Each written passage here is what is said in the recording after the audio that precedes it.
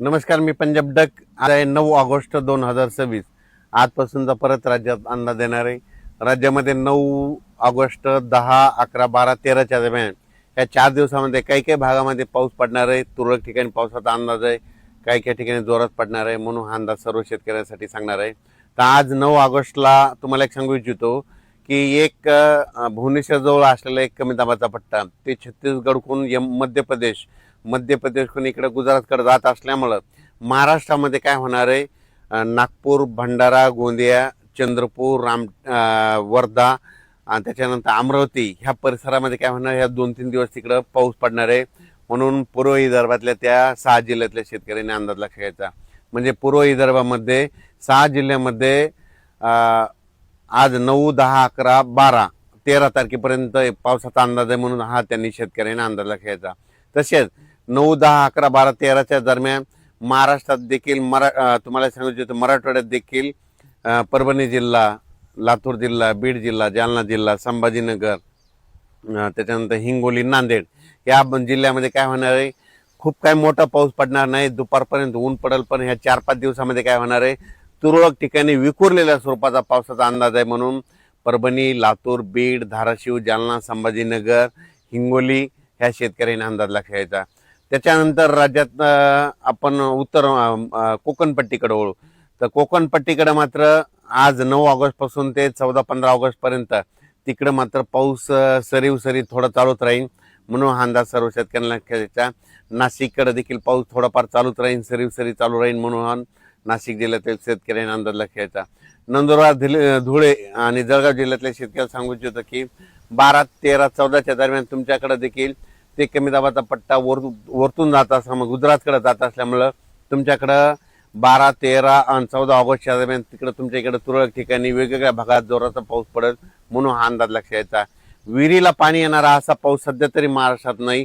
म्हणून हा अंदाज सर्व शेतकऱ्यांनी लक्ष द्यायचा.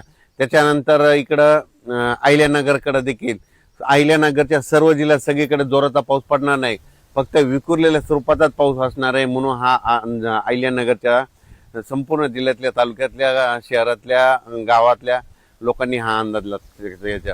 त्याच्यानंतर पुणे, सातारा, सांगली, सोलापूर, कोल्हापूर त्या पश्चिम महाराष्ट्रात देखील काय होणार आहे, सरीत राहणार आहे. तुरळक ठिकाणी विखुरलेल्या स्वरूपात आणखीन 4 म्हणजे 9, 10, 11, 12, 13 ऑगस्टपर्यंत पाऊस राहणार आहे.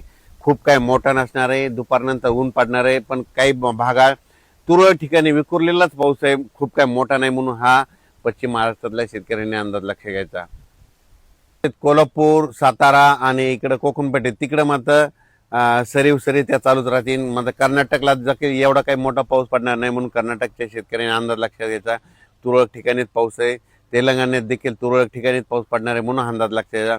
फक्त एक कमी दाबाचा पट्टा भुवनेश्वरहून आपलं इकडे मध्य प्रदेशकडे जात असल्यामुळं विदर्भातच पाऊस पडणार आहे. ते पूर्व विदर्भात, मग वर्धा, नागपूर, भंडारा, गोंदिया, चंद्रपूर, त्याच्यानंतर यवतमाळचा काही भाग आणि अमरावती, त्याच्यानंतर मोर्शी, असं करत करत परतवाडा, इकडं जळगाव, जामोद, इकडं जळगाव, रावेर, धुळे, नंदुरबार ह्या पट्ट्यामध्ये जात असल्यामुळं ह्यामध्ये 11, 12, 13च्या दरम्यान तिकडल्या भागातच म्हणजे मध्य प्रदेशच्या बाजून महाराष्ट्र जे लगतचे जिल्हे, तालुके येतात त्या शेजारच्या तालुक्यामध्ये पाऊस पडणार आहे. म्हणून हा अंदाज लक्षात आहे.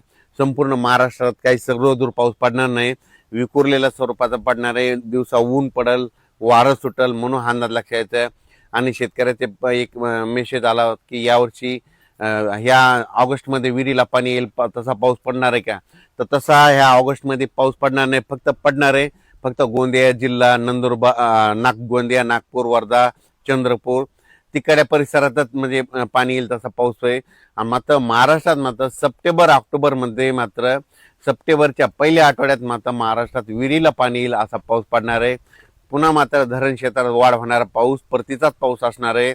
म्हणून हा अंदाज सर्व शेतकऱ्यांना लक्षात घ्यायचा.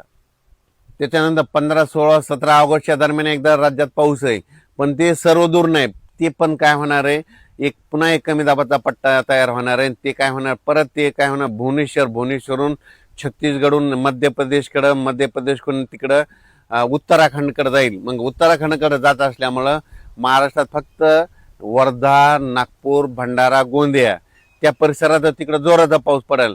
आणि तिकडं पाऊस पडत असल्यामुळं महाराष्ट्रात फक्त सरी तुरळक ठिकाणी 15, 16, 17 ऑगस्टच्या दरम्यान विखुरलेल्या स्वरूपाचा पाऊस पडणार आहे, असा मोठा पडणार नाही म्हणून अंदाज लक्षाचा.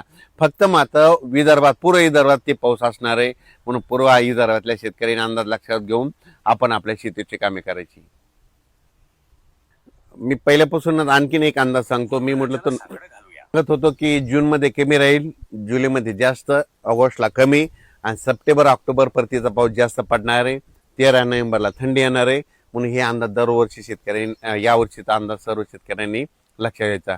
यावर्षी सप्टेंबर ऑक्टोबरमध्ये जास्त पाऊस पडणार आहे, म्हणजे ऑगस्ट संपताना जे वातावरण चेंज होईल आणि सप्टेंबरच्या पहिल्या आठवड्यात चांगला जोराचा पाऊस असणार आहे आणि ते राज्यभर सगळीकडेच पडणार आहे. मग पाऊस काय होईल, पश्चिम महाराष्ट्राकडे सोलापूर जिल्हा, जे वंचित भाग आहे, सोलापूर, सांगली, सांगलीचा काही भाग, आटपाडी इकडं, त्याच्यानंतर धाराशिव जिल्हा, लातूर जिल्हा, बीड जिल्हा, तर त्या शेतकऱ्याला सांगू इच्छितो की सध्या तरी तुमच्याकडे पिकाला लागल तसाच पाऊस पडणार आहे, पिकं जोपतील असाच पडणार आहे, पण तुमचं पीक काही खराब होणार नाही, पीक काही वाळून जाणार नाही. मात्र सप्टेंबर मधला पाऊस मात्र तुम्हाला सरासरी भरून काढणार आहे. म्हणून सोलापूर जिल्हा, लातूर जिल्हा, बीड जिल्हा, त्याच्यानंतर इकडं अहिल्यानगर जिल्हा, त्याच्यानंतर सांगली जिल्हा